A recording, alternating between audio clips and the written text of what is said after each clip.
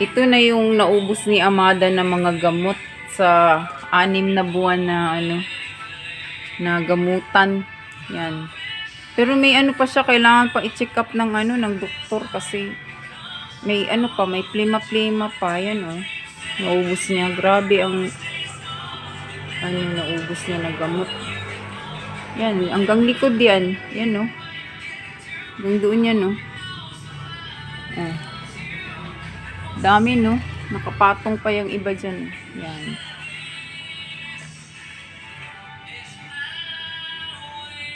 Dito siya. Dali dang. Hindi pa siya nakaligo Nandito siya. Pero may may plima-plima pa ito siya. Yan siya Dang. Dang? Hello, Dang. Dang.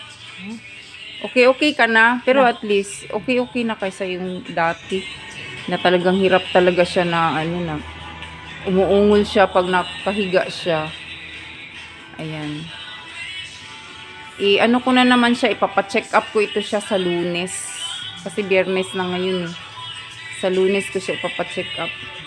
Para maresitahan siya ng gamot sa ubo. Kasi nung pagpunta namin doon, nung 27, natapos na yung kanyang treatment, yung 6 months na treatment niya. Pagkatapos, sabi nung ipa-check up ko na lang daw sa doktor para maresitahan ng gamot sa ubo. Kasi hindi naman sila magbibigay pa ulit ng gamot kasi baka daw masira ang kidney, mga ganyan.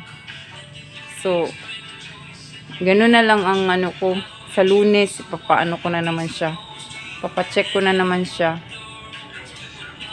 Or ipa-x-ray din siya. Sana pumayag siya na ma-x-rayhan ulit siya. Kasi ayaw talaga nito pumayag ba. Ayan.